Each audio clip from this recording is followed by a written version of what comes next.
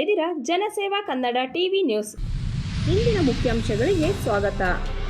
ಹಾಸನ ಸಂಸದ ಪ್ರಜ್ವಲ್ ರೇವಣ್ಣ ಜೆಡಿಎಸ್ ಪಕ್ಷದಿಂದ ಉಚ್ಚಾಟನೆ.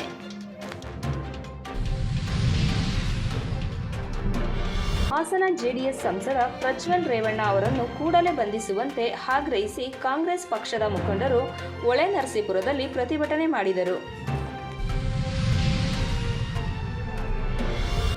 ಪ್ರಜ್ವಲ್ ರೇವಣ್ಣ ವಿರುದ್ಧ ಜೆಡಿಎಸ್ ನಿರ್ದಾಕ್ಷಿಣ್ಯ ಕ್ರಮ. ಎಚ್.ಡಿ. ಕುಮಾರಸ್ವಾಮಿ ಹೇಳಿಕೆ.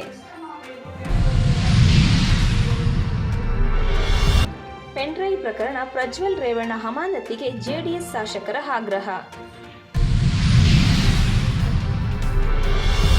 ಮಂಡ್ಯ ಕಾಂಗ್ರೆಸ್ ಅಭ್ಯರ್ಥಿ ಗೆಲುವು ಖಚಿತ. ಸುರೇಶ್ ಕಂಠಿ ಹೇಳಿಕೆ.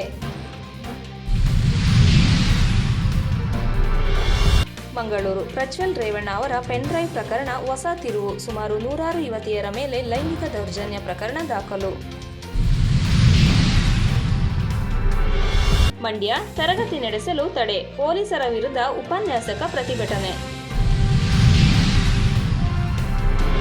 ಶ್ರೀ ನರಸಿಂಹಸ್ವಾಮಿ ಸೇವಾ ಸಂಘ ಮದ್ದೂರು ಟೌನ್.